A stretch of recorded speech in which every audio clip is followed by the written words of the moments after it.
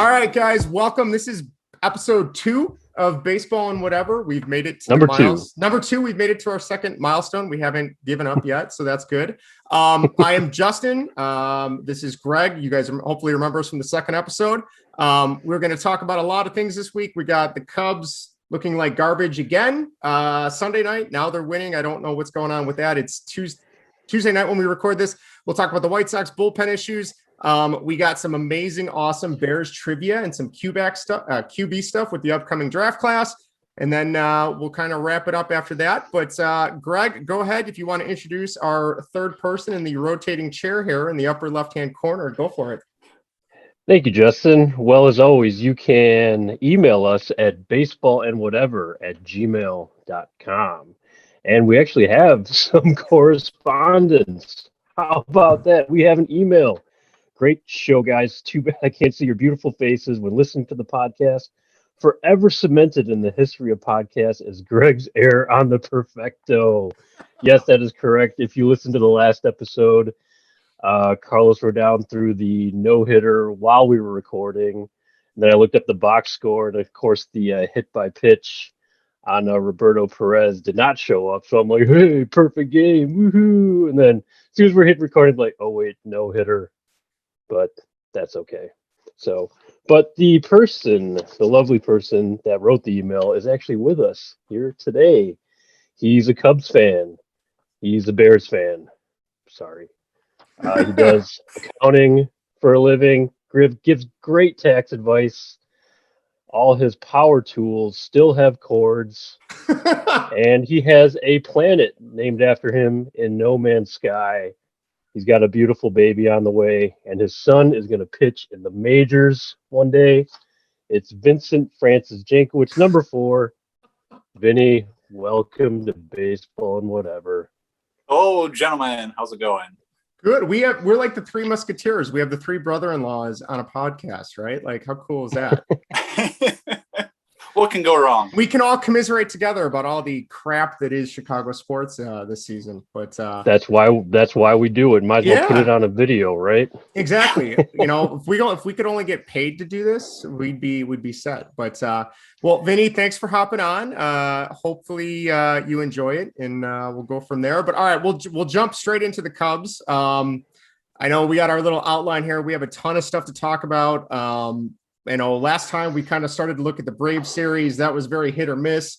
It hit a boiling point on Sunday. That was pitiful watching. I finally got to watch a Sunday night baseball game because it wasn't on marquee for once. So that was exciting. I didn't have to listen to it or steal the stream from somebody. And after the but first you had to listen to Matt Vasgersian, though. Yes, so. That was the takeaway. I had, and A-Rod.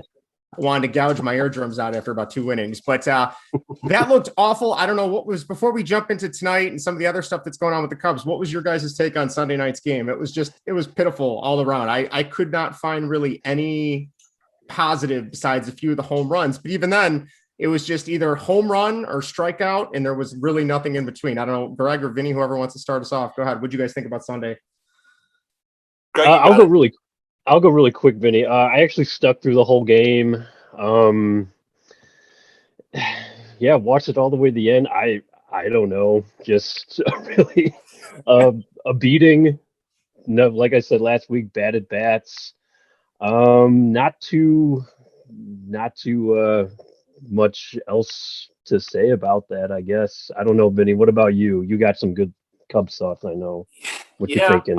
For me, it's definitely unwatchable, but that's also because I can't really watch it. Don't have marquee, don't have cable, so I can listen to it, which that's the least painful, I think. Yes. Yeah, you got Pat Hughes and Coomer. I mean, at least you got that going for you. Pat and Ron definitely make it interesting, especially when the games are blowouts, which it seems like they do that more often than not this season so far.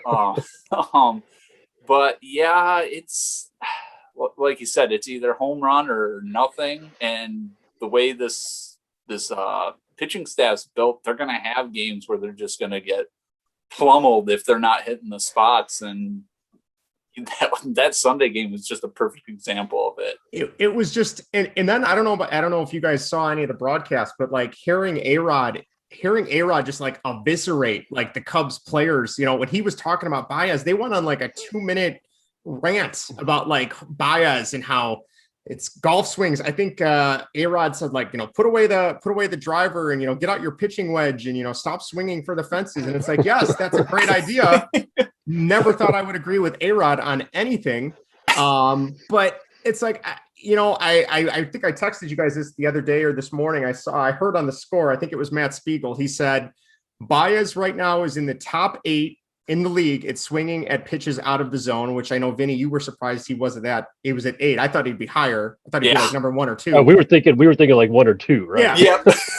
So that's it, swinging at pitches out of the zone. And then he was top 6 at swinging at pitches out of the zone and missing them, which still too low. That's still, he's higher than that, I'm sure by now. But like, he's regressing so far back to his rookie season. And then he was number 1. Now, this was as of Monday when I listened to this driving home from work. They said he was number 1 in the league at swinging and missing at pitches in the zone, which is probably the most damning stat. That's crazy to me. Yeah. Like, and granted, I understand he's not going to be your big contact guy, but it's like, you can't swing for the fence on every pitch, especially when their offense isn't working. You're not going to win with solo home runs every single time up, right? Like, I don't know.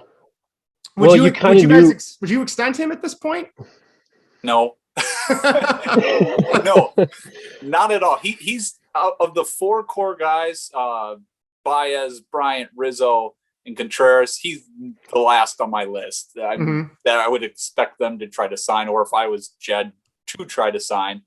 Just a quick update on Baez, another golden sombrero for him tonight. Oh, man. So, he's in rare form this season. And I know we kind of discussed about it earlier, Greg, and you were talking about, whether Brian or Baez, and we had this discussion 2 years ago, and I said Baez, but that was coming off of his MVP season, which I did revisit, and he wasn't even in, just looking at the batting statistics, he wasn't even in the top 5, I think, in batting statistics on his MVP-ish season, where he was second in MVP votes. So right. He finished second. I mean, okay, so we know about swinging out of the zone, chasing pitches out of the zone. I mean, that's him. Really that's not going to change. That's not going to change. We already kind of knew that. We knew the plate discipline was, not so great. He's just going to swing as hard as he can. The number 1 swinging missing pitches in the zone, that's good. Alarming. I mean, especially when the bat speed still seems to be there. Yeah. I mean, that just says, are you keeping your eye on the ball?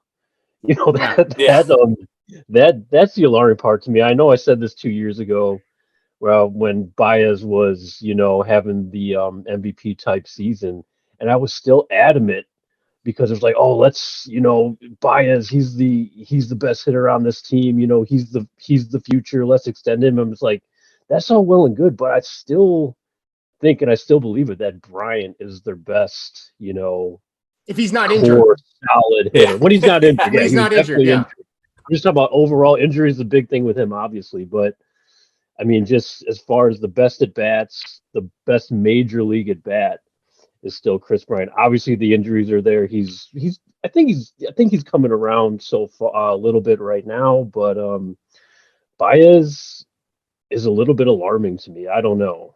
So, which I think that leads us into our next point that we kind of set up is, okay, so you got the core 4, so to speak, from that World Series, from the Theo and Jed, I guess, drafts. Or no, well, I guess some of them were here when Baez was Hendricks. Baez was Hendricks. Yeah, he was a Hendricks. That's the only one though. So so I have Baseball Reference pulled up, and I'm sorting my on base percentage. I mean, I know some people feel batting average is better. Some people think batting average is a joke. Some people think on base percentage. Some people like OPS, whatever, slugging. I don't care. But anyway, if I sorted by on base percentage, now granted, we're only looking at like 60 plate appearance because the season's still pretty young. Wilson Contreras is at a 400 on base percentage, which is awesome for him. I think he's kind of taken it upon himself to kind of carry the team a little bit right now. He's playing very well. He's playing very well. Chris Bryant's at a 362 on base percentage. Rizzo's at a 344, and Rizzo is usually a notorious slow starter. Like he's usually awful for April and May, and it doesn't really turn it on until June. And then you drop down, Jock Peterson has been awful this season. David Bodie has been awful. Ian Happ, at least, is getting on base. He's not making contact, but at least he's getting on base. Jason Hayward has been awful.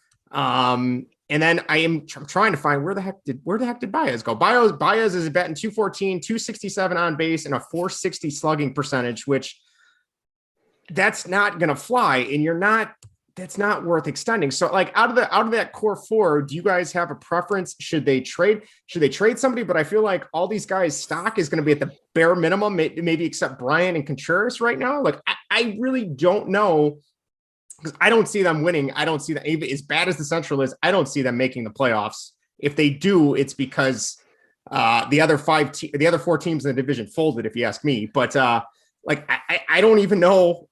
I don't even know where you go. Do you guys have a preference? Who would you move? Who would you extend? In a perfect world, what do you guys think? Go ahead, Vinny. Okay. That's a big question. I mean, what are you going to get for him? You'd be lucky to get a washing machine for some of these guys. a bag of balls and maybe a new rosin bag. I don't know. Yeah, like maybe. Don't you think so? I'm sorry, but don't you think you could get something for Baez this season? I think. I mean, if there's an injury, if you're a GM, unless you're desperate or you need a defensive replacement, pretty much with what he's good for at this point, what would you trade? If you're Jed, you're not going to trade him for a bag of balls. I mean, he does have a glove. I mean, that still plays. I mean, you can still leave him out there for that. He's a fan favorite ish for people. He's fun. So you don't trade him. I mean, unless you get an offer that's blown away. I don't think you trade anybody at this point. It's way too early to be doing that. Yeah, you're right.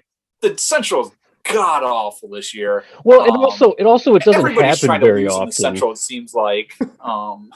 But I think you listen. I mean, Kimbrel is somebody you could his stock is really high right now. If you play maybe to June and you're not anywhere near it, do you maybe move him for prospects, for picks? I don't know. He's somebody that, I mean, I'm shocked that he's pitching as well as he is right now, because after the last two seasons, season and a half. Yeah. I guess it would be one season, because he came in halfway 2019 and 2020 wasn't even half a season. So I honestly don't know. Like Contreras, I think you could get. I think they said the highest contract a catcher's ever gotten, I want to say I read, was JT Real Muto in Philly. Okay. So I think you could get Contreras as a contract cheaper than that. Like I think Contreras, I'm not saying you're going to build around him, but at least he could be a decent core piece maybe. But I mean, even him, he can be streaky too. Bryant, I would love to see if he's going to stay healthy. I would love to see. I just don't think Scott Boras lets that happen. I don't see him saying, I mean, I don't even know how much money he's not going to get. Nolan Arenado money, and that might be something he's shooting for. I think you'd be crazy to give him that with his injuries in the past. I don't know what you guys think about that, but Greg, any thoughts on what you would do for Bryant? I know he'd probably be asking for that Nolan Arenado type contract or something. At least what Colorado gave him before they traded him to the Cardinals. With the injuries, we know he's when he's healthy, he's a solid hitter. Obviously he's an MVP. Usually we can kind of ballpark or guess what a guy's going to get. I don't know with Bryant, man. It's so. I'm guessing he gets something in the twos, but I just don't know who that's going to be right now. It won't be the Cubs. I can guarantee you that much. No. And I think they wanted to pay him that, a couple years ago. I don't know if they actually made an offer, but I think that deal was in the twos. But like you said, Justin, Boris Klein and everything, they're going to test that market. Yeah. So, and they're going to test it again. And you know what? I'm guessing he does. It's difficult to say. I don't know. Who do you think it's? First of all, would you take Bryant playing left field for the Sox? Absolutely. I love Chris Bryant. I thought so. I love Chris Bryant. Who do you think? I can't remember which one of you guys brought this up, but if free agency was tomorrow, who gets a bigger contract, Baez or Bryant? What do you guys think? Anybody? Bryant, just because the way he's playing right now and his track record too is just being a better hitter. That's true. Yeah, and I would definitely positions. agree. More versatile. Yeah, you can put him pretty much anywhere. Yeah. left field, right field, third base, first base. I mean, I guess you could put him at first. I don't know if that'd be a good spot for his talent, but yeah, it's going to be interesting. The only other thing about the Cubs that I'll bring up, and I don't know how you guys feel about this, is that Bodie and Sogard, enough. Please stop. For the love of God, please stop. Bring up Nico Horner and let him play, because sitting in Schaumburg playing the inter squad games at the Boomers Field. Well, they're in South Bend. Are they in South Bend now? Okay. Yeah. Okay. I think they're in South Bend. Yeah. So let him, try and figure it out at the majors. Obviously, I know sometimes they say that can be horrible and that can kill a guy's confidence, but he had spurts last season where he looked good. He also had spurts where he looked overmatched, but he can play the field, and his offensive output, in my mind, is not going to be any worse than Bodie or Sogard. What do you guys think about that? He could provide a spark in this lineup, maybe right now, if you called him up. And I think I mentioned it before, but if he's a piece that you think you can build around in the future, because if you go soft rebuild, obviously Horner, Ian Happ, maybe one of the core guys is going to be a part of kind of like the next phase up and coming, the next core, so to speak. The next core, exactly. And so if you get him here in the big leagues, try and figure out what you have, because right now in South Bend, he's not seeing any type of real pitching. No. Like you said, he had short spurts here, but if you can, I know they want to get him, everyday work, but you can honestly get him everyday work on the big league club. I mean, second base is open right now, technically. Yeah. I mean, Sogard, nerd power. And realistically, half the Cubs roster is playing like minor leaguers anyway. So it'd be like if he was playing at AAA. Yeah, look at Jock Peterson batting average. Like, whoa. I saw Schwarber hit a nice home run the other day, and granted, I don't know. Good for him. I don't know if that was the right way to go for left field, but it's like, oh man, I really expected more out of Jock Peterson, especially after his spring training. He looked so good. He had a hot spring. He was so good in spring. He was killing the ball. Maybe that's just good for good things to come in the summer when it warms up. Maybe it's too cold for him right now. He's used to that, LA weather playing. LA, yeah, exactly. Welcome to Chicago. Which won't bode well if they do well. They go far in the playoffs come October. He'll just it'll be cyclical. He'll come all the way around. So, let me ask you guys. Do you think this is a service time thing? Because I know we've heard both sides of this. I'm not convinced that it is. I don't know. It might be. It might just be like the. It's obviously not the same as Chris Bryant, because that's a guy you knew that was ready to come up. But maybe they honestly want him to get those minor league at bats, and then hey, you get him year 7 or whatever it is. I mean, I don't know. Vinny, what do you think about that, Vinny? Go ahead. Yeah. Gosh, I really hope not. With the way Bodie and Sogard came out of spring, they both were hitting well. So you can make the argument saying, well, they're hitting well. We want to keep the service time. So it made sense, but neither of them are hitting. Although Sogard, I think, he's got a hit tonight. And he's got, I think, a couple runs driven in. So there's that. But they haven't been doing it. But again, if you're playing the service time game, they stink. You can make the argument that Nico kind of struggled at the end of last year to keep him down, to get those at bats. Again, no one wants to win the Central, it seems like. I mean, Cincinnati got off to a hot start, but it's Cincinnati. They're going to fold at some point. Oh, yeah. I imagine when the Cubs were playing the Pirates, they're like, no, we don't want it. You take it. It was like almost like, trying to give it back and forth. I keep the Pirates want to lose. They're like, no, stop. Stop letting us win. Please hit the ball. Please, hit the ball. Why aren't you hitting the ball? It's right down the middle, Jack. It's like that scene from Space Jam where it's like, Michael, I'll get you a good pitch, fastball right down the plate, swing, and they still mess it up. That might be my favorite scene of the movie. That is great. Yeah, when the catcher's telling him, I told you not to swing. I understand. Been nice talking to you. So I feel like at first I was all on they're doing the service time manipulation, but I think he did kind of struggle a little bit at the end. I know David Ross was really hot on Bodie. He wanted to give him a shot. He wanted him to prove that he could be an everyday player. I think, granted, we're only 15 games into the season, 16 games now after tonight.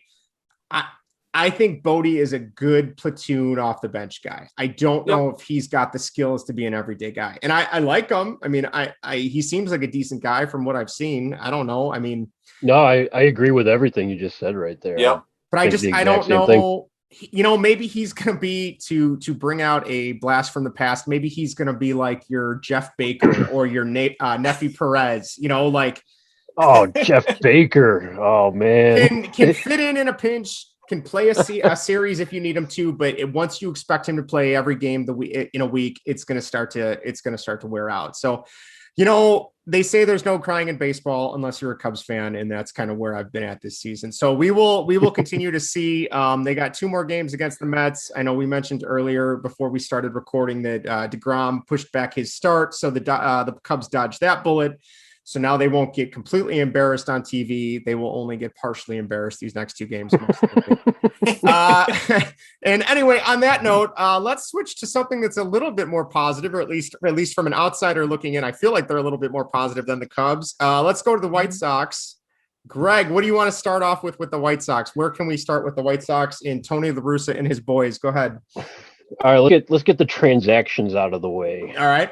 So remember last podcast, I was all up in arms about how much I love Nick Williams. He gone. So they DFA'd him. He clears waivers. Oh, big surprise. Shocker. So he's back in Schaumburg. So we haven't seen the last of him. Oh, he'll number 5 will be back. Mark my words.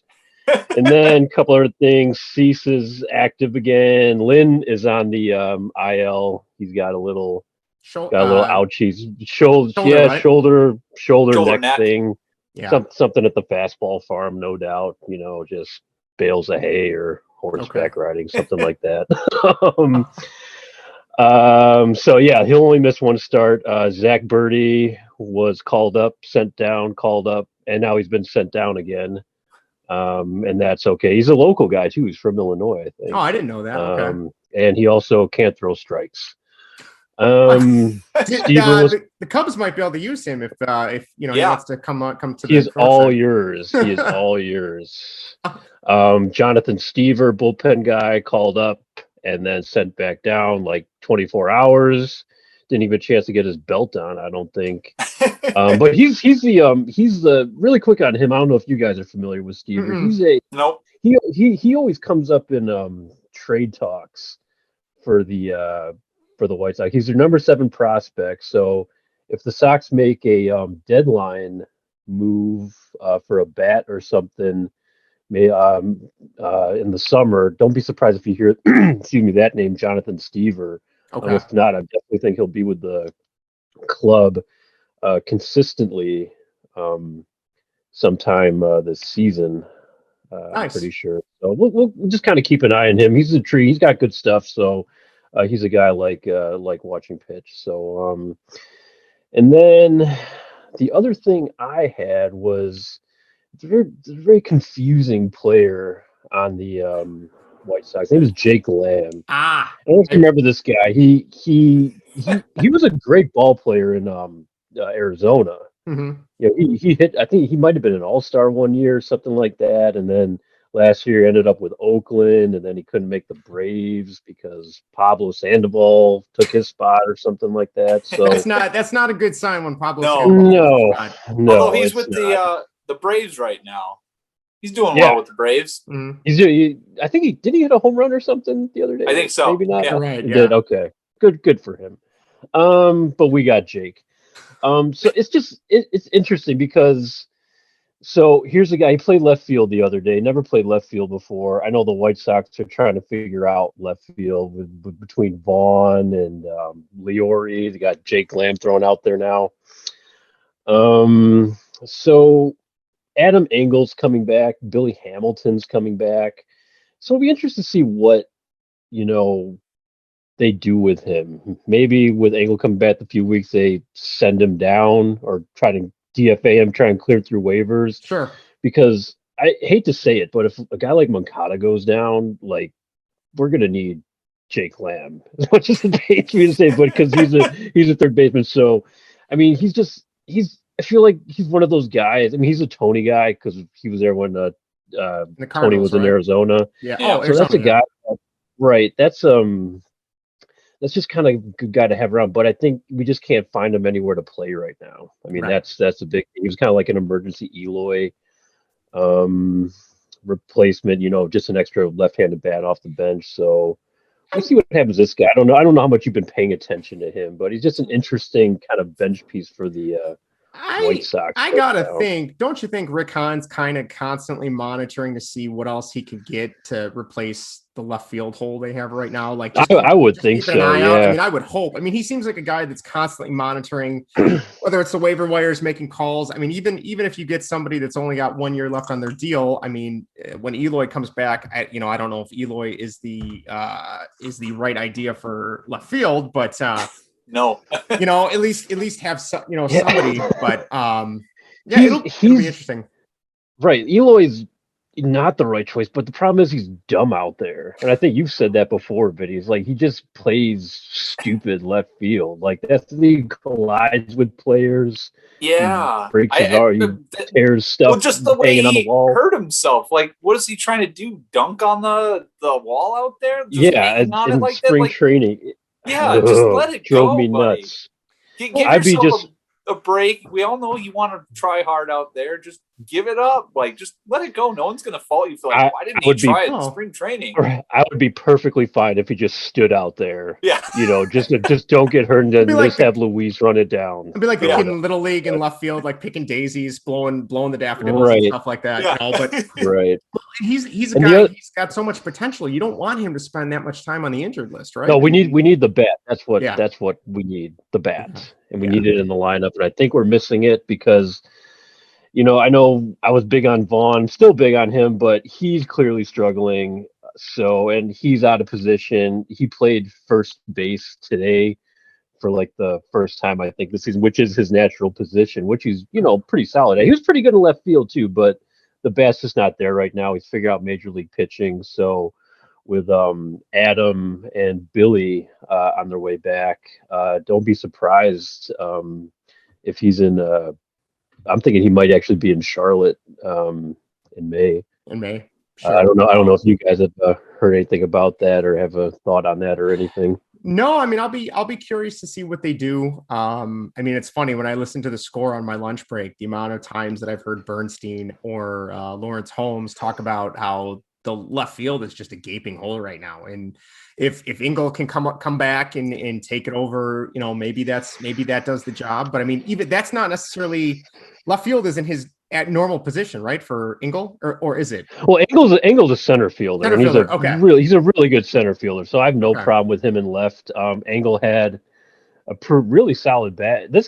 Adam Engel was actually a pretty, maybe a top 10 prospect for the White Sox years ago. So he's always been a kind of behind the scenes guy. He's a great defender. His bat came alive last year, but you just don't know if that's going to translate again this year. So showed a little bit of pop, but obviously, we still Sox hit home runs, so we need that power bat in the lineup. So if he does, that'd be great. You got what's his name, Mr. 3000, man. He's going to be your contact hitter to start the lineup every night. That guy's exit velocity is like that of a T-baller. I heard of that. Yes. I think Madrigal, man. Yeah, he struck out twice this year. That's crazy. Strikeouts, it. He always makes contact, but it's just little bloops over the pitcher. Punch and Judy everywhere. He had a solid double today, but this guy offers you. I don't know where I'm at with Nick Madrigal, but the defense has been. It started off really bad. I think it's just bad now. He said, "Oh yeah, he's short, he's fast. He's not that fast, and when he's on the bases, he's pretty dumb." And that's a bad. Slow and dumb is a bad combination. Yeah, and I like him. Don't get me wrong, but I don't. Well, no, I don't really like him that much. I don't like him right now. I might like him later, but I feel like he's batting 9. I just feel like batting 9 that's almost like that other leadoff spot, because we got a great leadoff hitter in Tim Anderson. Yes. Like we need this guy to get on, but we just hit maybe hit the ball a little harder if you can. It's so funny. I love the contact. Yes, but it's so funny to me to see. Okay, so you got Nick Madrigal, contact hitter. He's got 2 strikeouts. All contact all the time. And then you got on the north side, you got Baez, who I think at this point has 34, 35 strikeouts, and I think he's got 2 walks for the entire season. I think. Be lucky if he had 2 walks. So. It's funny to see the complete, obviously I know shortstop, second base, different positions, but just the approach between 2 players is so interesting. And, I don't know. I think I just find that fascinating. I don't know if he walked today, but yeah, it was one walk. And you said he got the sombrero, so he's got 30 strikeouts now. 30 strikeouts, yeah. So if he gets a walk tomorrow, he will have doubled his walk total for the season. That's a 50% increase. That's pretty talented. I wonder what the odds are on that. Not good. I'd say he's sooner going to get another golden sombrero before he gets another walk. That would be. I would take that bet. I would take that bet as well. All right. Well, I think that's enough commiserating about the Cubs and Sox, but at least I feel like. Granted, I'm not a Sox fan. I feel more positive about the Sox. I'm excited. Well, they did win. They did win today. They did win. Well, that's good. And Hendricks got the save. Okay, Liam Hendricks has been doing good. Yeah. Yes. Well, good. You need him to do good.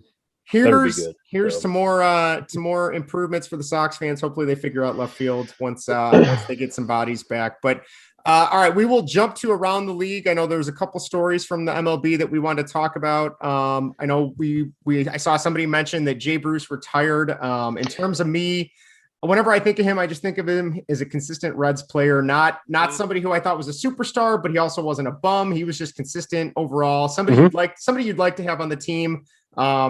Wouldn't be as flashy as like a Joey Votto, so to speak, but still did a nice job. I don't know how you guys feel about him in his career. Yeah, he was a 3-time All-Star with the Reds, a couple Silver Sluggers, great power. He was also still playing for the Reds last time I was at Wrigley Field. So was Alfonso Soriano. He was on the Cubs then. Wow, so, that was a long time ago. Jay Bruce out of the when he was on deck, he would swing the bat around, just kind of like do it in loops like that to warm up. Just like if he lets that go, it's gonna kill somebody. Someone will die. But big dude. But yeah, no, I think I don't know how long he played. 13, 14 seasons, I want to say something 14 seasons, I think it was. Just finished off with the Yankees. So solid career. Retires at age 34. Congratulations. To be almost oh god, yeah, see, I'm the oldest one here. So to be 1 year older than me, be set for life, multimillionaire, and be retired, I can't even imagine. Good to him. I'm sure I'll be curious to see if he sticks around in baseball. Maybe he'll be trying to coach somewhere down the line or agent. I don't know. I don't know what he's interested in, but we'll see what he does. So that's cool. Before we get to, I know Vinny had some, it looked like he had some trivia on some Red Sox company there, but the only other thing, that I wanted to mention about the Red Sox, I don't know if you guys saw when they played the White Sox the other day, they had these special yellow and blue uniforms, I think for like Patriot Day that was coming up in Boston. Yeah, they're designed after the flag of the Boston. Okay. I know they're doing some for the Cubs too this season. I want to say there's like 7 teams that have these special jerseys. So, I mean, I guess if you're a Bostonian, I guess would be the proper term. Maybe you dig it because it's similar to your flag. I mean, from sitting here in Chicago, it's like, well, you're the Red Sox and you're wearing yellow and blue. I don't know. I feel like the NBA has kind of gone that route where there's like each team has like 6 or 7 uniforms now. And I don't know if I wouldn't say I'm a traditionalist, but like when you start having like almost double-digit uniforms, maybe it's time to tone it down a little bit. Where I don't know if you guys liked them, didn't like them. I was just curious what you guys thought about those. I thought they were fine. Yeah, unique. I guess I liked them. Did you? I thought it was interesting. I mean, it's weird when you're looking at like a replay and you're like, well, who's playing? Who the hell is playing? Yeah. What are those colors out there? I mean, I thought they were like a cool jersey. It'd be cool to see it away probably than their traditional, Red Sox home jersey. Yeah, but. I mean, it is neat to see, like, when they did the Little League, was it the Little League series or Little League games? Like, I thought some of those were kind of neat. And I mean, I can kind of see to switch it up is kind of cool every once in a while. But I'm very curious to see what the Cubs do. I mean, like, I think it'd be really cool if they did like keep the color scheme, but just include like, you know, the 4 red stars in the Chicago flag or something. I mean, that like writes itself, that would be right? cool. Yeah, that would be cool. We'll see what happens there. But all right, the main event for the Around the League, we got some Raphael. I can't think of his last name. Devers. Thank you. Devers. He's in some rare Red Sox company. So Vinny, go ahead, tell us all about that. What do you got for us? Yes, he heard this on Hit and Run, so I can't take full credit for it. But he's hit 100 home runs as a Red Sox before the age of 25. Can you, either of you, name the other 2 Red Sox to have done that? 100 home runs before the age of 25. As member of the Red Sox. Ted Williams. Ted Williams? And Okay. Nomar? What about Nomar? No. Oh, not Come on. Nomar. If you don't know an answer to a baseball question, who's always the answer you give? Babe Ruth. Ruth. Ted Williams and Babe Ruth. So Wow. he's in rare company. Okay. And Greg, do you remember he could have been a member of the White Sox? No. Yeah, he was part of the sale talk, wasn't he? He was the main piece in that. He was the main piece. Yeah, yep. He was the main piece. They didn't want to give him up, and they got Moncada instead. That's what smart organizations do. Yeah. Man, what would it be like to be part of that? But we trade guys like Tatis, you know? Yeah. He's on the cover of MLB The Show. I'm wearing the stinking hat, you know? Yeah. No, you're right. You're right, though, Vinny. I remember that. And I didn't know the name then. I didn't know Moncada's name then, really. I did know who Benintendi was, and I don't think the Red Sox definitely didn't want to budge on Devers or Benintendi, but they were a little bit Kansas City now. Yeah, he's with Kansas City now. That was then. Now they're just like, oh yeah, I guess whatever. Yeah. But no, Moncada was the guy. And I still love Yohan Moncada, but hit the ball, Yohan, and don't be in music videos. Yeah. Did you guys ever see that? No, I have not. I have not. No. Maybe after this recording, I might have to look it up. You know, Greg, though, you gave up Tatis, but you got some good years of big game James. That's all I'm going to say. We got physical, statistical starts out of him. There was a man on the mound for his games. There was pitcher on mound. Lucas Giolito said he was a really good guy in the clubhouse, though. So. Well, maybe that contributed to Giolito's, rise to power here. So you'll always have that. The Sox also traded Eric Johnson along with Tatis. Not that Johnson was anything good, but he was still another pitcher that wasn't James Shields. So just saying. There are many of those, actually. And we gave one away. Some of them are fairly decent, too. All right, feel like the Padres left side of the infield should have been the White Sox. It could have with Machado. It really could have. It really could have. But no. All right, that's it. Hindsight is 20/20. That's for sure. All right. Well, that wraps up our baseball talk. We're going to shift to our whatever category now. And this week we let Vinny, being the new host with the show, we let him choose it. So, Vinny, you are going to give us some outlook on the Bears draft and some QB rankings trivia. So let's hear what you got, man. Yeah, I don't have much outlook as a Bears fan on the draft. And it is a burning dumpster fire. Yeah, Ryan Pace doesn't know what he's doing, clearly. This is his, fifth, seventh? Fourth, seventh? Oh, wow. Has it been that many? I don't know. It's been a lot. It's been too many. I think it's been 6 or 7. I think you're right. Yeah. Been a while. I mean, the outlook is bleak, to say the least. I have no idea what they're going to do. Everything I've been reading and seeing, unfortunately, I've been consuming way too much of mock drafts. It helps me get rid of the meal that I've eaten. I've seen everything from them trading up for a quarterback, which that worked out so well the first time. Yeah, I don't think it's going to happen. If they take a quarterback, let it fall. Don't give up more stuff because you don't have any assets to be giving up. No, not at all. And I've seen wide receiver taken. If they take a wide receiver, that just means that Allen Robinson's gone. After this, yeah. Yeah, and they're not getting one of the top 3 receivers. Don't bother. Again, it's just a waste. I would prefer to see them draft an offensive lineman. Yes. Someone to protect Andy Dalton, to give him and his slow bones some time to get heal. the ball and to rocket the ball to Allen Robinson. Give him some time back there. Yes. He doesn't need another weapon. I think they do have some viable options. And, Robinson did sign the franchise tag, right? The franchise tag. Thank you. Yes. So he's going to be showing up. You got Mooney. You have Kmet. Hopefully, I'll have a breakout season. Yeah.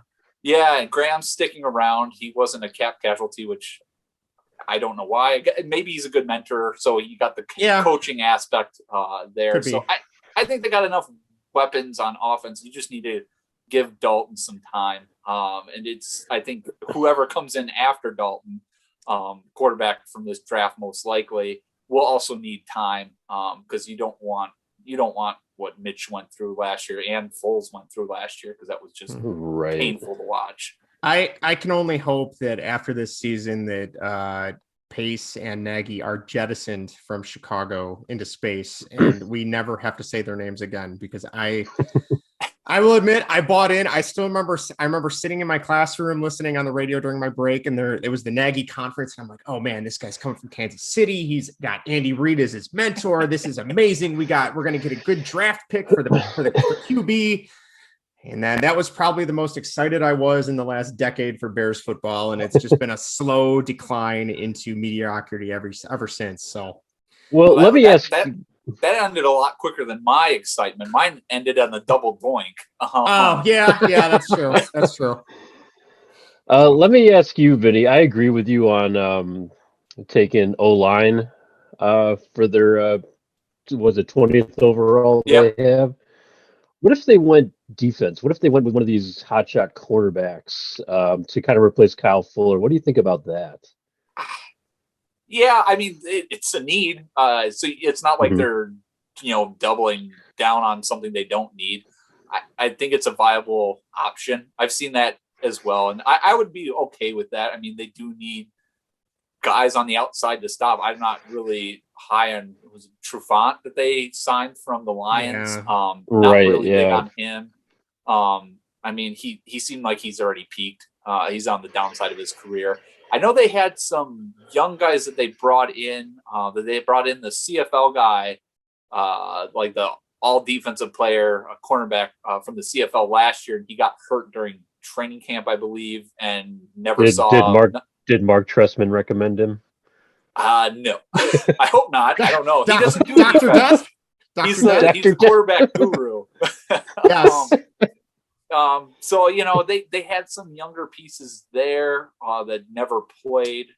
So they have some potential options. But yeah, probably if they got another cornerback, I would be okay with that as well. Sure. But if one of the big time offensive linemen, because it's supposed to be a deep draft for that, they can get one that falls there, I'd be okay with that. Or if they took them in the second round, although I'm thinking quarterback's probably going to be, if they don't do something in the first round, it's probably going to be second round. I can't imagine Ryan Pace would be sitting there with a draft pick, waiting to take a quarterback that long.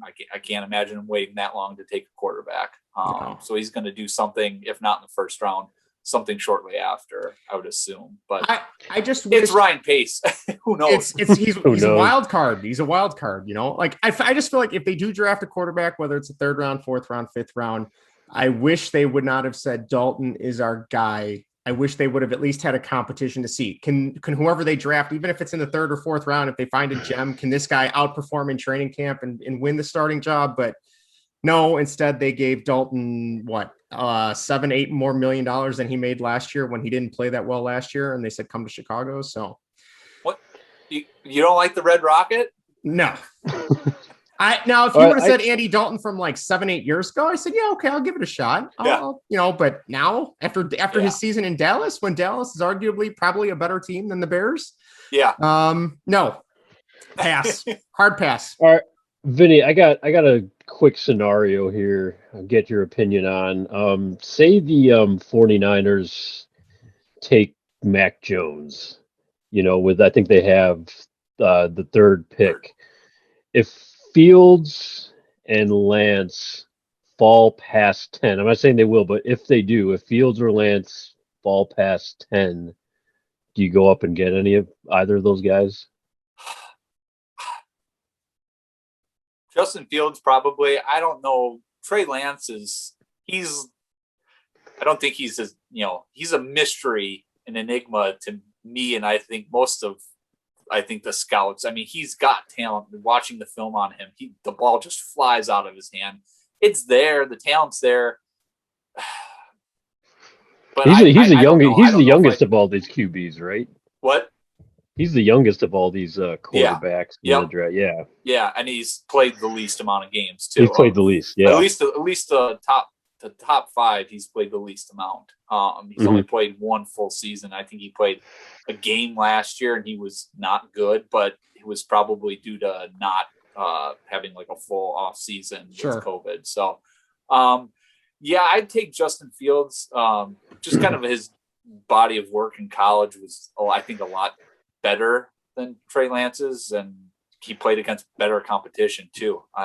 Just what he did against Clemson was pretty amazing alone. So I'd be okay if they moved up to get Justin Fields, but again, you need somebody to protect the quarterback, and that line is bad. That line's bad. Yeah, to put it nicely. Yep. Well, we'll see. We'll see. Well, I mean, that'll be coming up rapidly, so we'll see what happens with that. Before we end tonight, though, we got some trivia. So, Vinny, give it to us. What do you got for us? Yeah, so looking at the Parcells rules of quarterback evaluation for drafting a quarterback, if you guys haven't heard of that, he's got Bill Parcells, we all know, is a famous NFL coach, coached the Jets and the Patriots. I don't know if he coached anybody else. The Giants? He also coached the Giants. I feel like I want to say he coached the Giants. I know the Jets and Patriots, though. Yeah, not completely sure, but he had 7 criteria that a quarterback should meet in order to pick them. The more criteria met, the better the quarterback. The criteria are: be a 3-year starter, be a senior in college, in playing experience, so not a redshirt freshman wouldn't count. So if he played 3 years like Deshaun Watson, it would only be counted as a junior. Okay. Graduate from college, start 30 college games, win 23 college games, post a 2-to-1 touchdown to interception ratio, and complete at least 60% of passes thrown. Wow. Yeah. So those are his 7 criteria. In depth. I feel like compared, that's his criteria. Ryan Pace's criteria is like gluing macaroni to construction paper. Like and drives a Toyota Camry, and right? Drives, yes. Yes. But I applied that to the quarterbacks, the top 10 quarterbacks from CBS, which were Trevor Lawrence, Zach Wilson,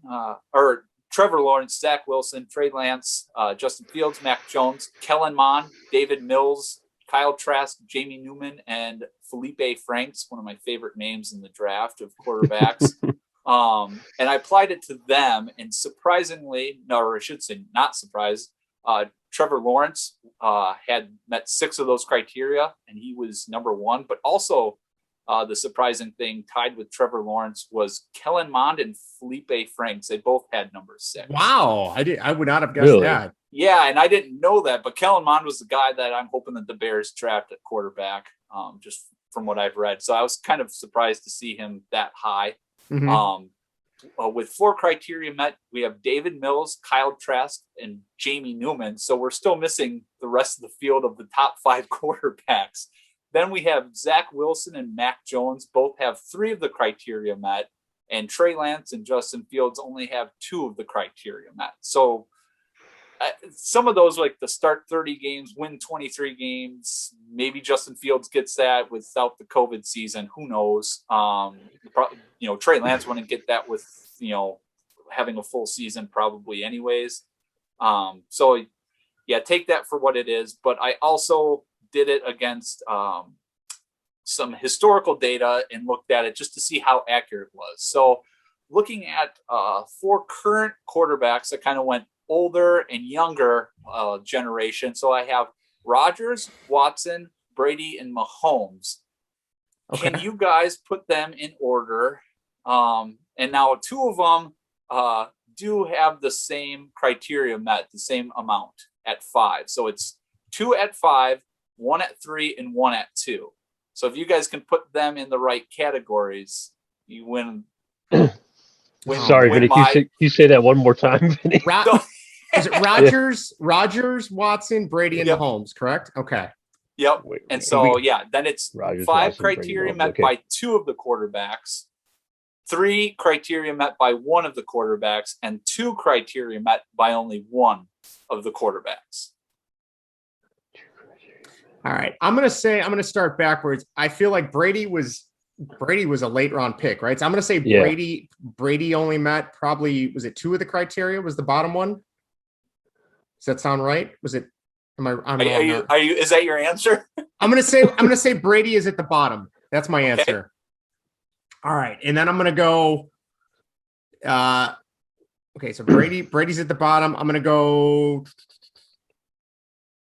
I'm gonna go Brady, Watson, Mahomes, Rogers. So Brady at the bottom, Watson third, Mahomes second, and Rogers number 1, meeting all the criteria. Okay. Greg? I was going to go, so I was going to go Watson, Mahomes, Rogers, Brady. Okay, you said Watson, Mahomes, Rogers, Brady. Rogers, Brady. Okay. Maybe not. You guys are wrong. Okay, so meeting 5 criteria was Aaron Rodgers and Deshaun Watson. So, Justin, you did get Rodgers right. Close. Okay. Yes. Brady met 3 of the criteria. Really? And Mahomes only met 2. So, really, I kind of expanded that. Yeah, surprisingly. I expanded that further. Because looking at it, let's see here. Mahomes didn't graduate from college. He came out early, so he didn't have a senior and play experience and wasn't a 3-year starter. He was a 2.5-year starter. That. So he also didn't meet any of the games experience, but he did stat-wise 2-to-1 touchdown ratio and 60% of passes thrown. He made those. So those were big ones. But I also took it a step further and also compared it because I wanted to see who actually met all 7 criteria. And so from that, I got a list of Baker Mayfield, Jalen Hurts, Justin Herbert, Peyton Manning, Mason Rudolph, Drew Brees, and Russell Wilson. So you have some good quarterbacks on there. Mason Rudolph probably is a dud. Mm-hmm. Is he still on the Steelers? Yeah. And he is? Jalen Hurts, I think the jury's still out on him. Yeah. Who knows? He's playing for the Eagles, unfortunately, and that was kind of a dumpster fire last year. Yeah. So and then I was looking kind of by draft, and there was 2 quarterbacks the year 2019 or might have been last year's, or no, it was 2019, I think. There were 2 quarterbacks that met all 7, and I didn't know a single one of those quarterbacks, and I don't know if they were drafted. So again, it's not an exact science, but there are some of the greats do meet all 7. I also, since we were talking about the Bears, I decided to apply it to the 3 Bears that have been drafted in our lifetime: Cade McNown, Rex Grossman, and Mitchie. Can you guys tell me how many Mitchie might have had? All right. Well, he definitely didn't meet the games criteria, right? Because he was only a starter for like 1 season. Yep. Played 13 games in college, right? Or started 13 games or something. Yep. Okay. So he didn't meet that one. I don't know his completion percentage. I would say he didn't meet the 2-to-1 touchdown interception. At least He only had 2, and he actually was the 2-to-1 touchdown to interception ratio, and he did complete 60% of his passes thrown, which, watching him in the NFL, you would have no idea he actually could complete a pass at the 60% clip. Wow. Rex Grossman and Cade McNown both had 5. So no way. Yeah. Yep. Cade McNown was actually quite a stellar college quarterback, although he didn't meet the 2-to-1 touchdown to interception ratio or the 60% of passes thrown. He did have he had a pretty winning career at UCLA. Now, Rex Grossman did meet the only ones he didn't meet were the being a senior and playing college experience and graduating from college. So is it that out of those three? I think I'd take Rex Grossman. I don't even know if that's the right answer, but that's what I'm leaning towards right now. I don't even know if there is a right answer. Yeah, I was going to say, I think the right answer is wrong answers. Finding a free agent quarterback. Yes. Bringing in Andy Dalton. The right answer is just back away slowly, like the Homer Simpson gif going into the bushes. Oh, man. Well, Vinny, that's awesome, man. Thank you. Good stuff. Yeah. That just makes me more depressed to be a Bears fan as well, because that's garbage. They are a hot dumpster fire. Like, oh my God. Yep. You know, it's funny. I always talk about this with one of the teachers I used to work with. He's since retired. He is a diehard Bears fan. I mean, he's big Dick Butkus fan. And I remember telling him, I'm like, you know, I get you're a huge Bears fan. I'm like, but for me, granted, I was born 2 years after the '85 Bears, so I have no recollection of that. I vaguely remember like Steve Walsh and Eric Kramer, and so they were okay when I was a kid. But then after that, like besides 2003 and 2006, they've been garbage my entire life. Yeah. Like I don't understand the draw almost, because they're never any good. So it's just kind of interesting how that works. But I think it's just the pain and the misery that it causes us. I mean, just being Chicago's fans. Yeah, I mean, it's just what we're born into, and that's what we just live with. It's a prerequisite to be able to take the pain, you know. So. All right. Well, thank you. Look at all the great conversation that we can have. Yes, we can commiserate together on a podcast on baseball, and I was like, how long is it going to take for us to get to the Bears? I was guessing, not very long, because there's just so much to talk about. Oh, and there'll be more. Oh yeah. There'll be plenty more. Ryan Pace and Matt Nagy will be sure of that. Don't worry. It's gonna be football and whatever. Before you know it, we're gonna have to start another podcast where we just complain about the Bears. It'll be like, there we go. Why am I a Bears fan or something like that? So, all right. Well, before we wrap up, we'll go around one last time. If there's anything else you guys want to share, I just wanted to shout out Greg. Thank you for posting. If you guys are listening and you're MLB The Show fans, now that it's on PS5 and the new Xbox, check out Greg uploaded a ton of videos about what free agents are in there, what equipment's in there, what uniforms are in there. I used to always dig that stuff when I would check it out. So Greg, thank you. That was awesome. I saw like there was a ton of comments and people saying thank you. And like a couple of them had like 200-300 views. So that was incredible. So thank you for doing that. Yeah. And if, there's been some comments, they did change the menus up this year. It's not the best interface. I know it's kind of hard to find some things. So please feel free to send a message our way on the Baseball and Whatever channel on YouTube. And if there's anything else you want to see on that, send me a message. Let me know. I'll record it. If you want to see some props in Stadium Creator, I will suffer through it just for you, the listener and the viewer. Put a nice UFO out in like field or something like that. Absolutely. And today is the release of MLB The Show. It is a fantastic game this year. I highly encourage it. They did a lot with it, and it's a good game. Awesome. And I got a hat with it. There you go. Win-win. Because I'm out of my mind. So nothing wrong with that. Vinny, you got any last words of wisdom you'd like to share before we sign off? Just thanks for having me on today. It was a lot of fun. It was fun. It's fun having a third person. It kind of the conversation flows. It's nice. It's good. So thank you very much. Thank you for putting all that trivia together. Greg, you got any other last minute things you'd like to share? No, just let's keep watching baseball, see what happens. Hopefully these Cubs core hitters can turn it around, start showing some stuff. They probably won't, but don't hold your breath. Yeah, let's see what happens. As for the White Sox, No, I'll probably have like plenty tomorrow, but I'll save it for next one. next week. All right. Well, yeah. we will definitely be back. I would imagine hopefully sometime next week if we can make it our schedules work. I know Vinny's busy working, Greg's working, got his 2 daughters. Vinny's got another kid on the way. Really quick, Jess. I don't mean to interrupt, but I believe you are on a hockey podcast. Do you want to plug that really quick? Oh yeah, I guess I could. Thanks, Greg. If you have any interest in the Blackhawks or the NHL, me and 2 of my buddies, one of which I used to play in a men's league with. Like I said, I'm a diehard Cubs fan, but I'm also a diehard Hawks fan. I've been playing ice hockey and inline hockey all my life. So if you'd like to check that out, search on YouTube. It is Chicago Tomahawk. We are in the works. We are going to have on in the near future. If you are familiar with Bleacher Nation, they do a bunch of Cubs stuff, but they also just started a Blackhawks website and a Blackhawks writer. So we're going to have their beat writer from the Blackhawks. I think his name is Mario. He's going to come on in the next week or 2 to talk to us.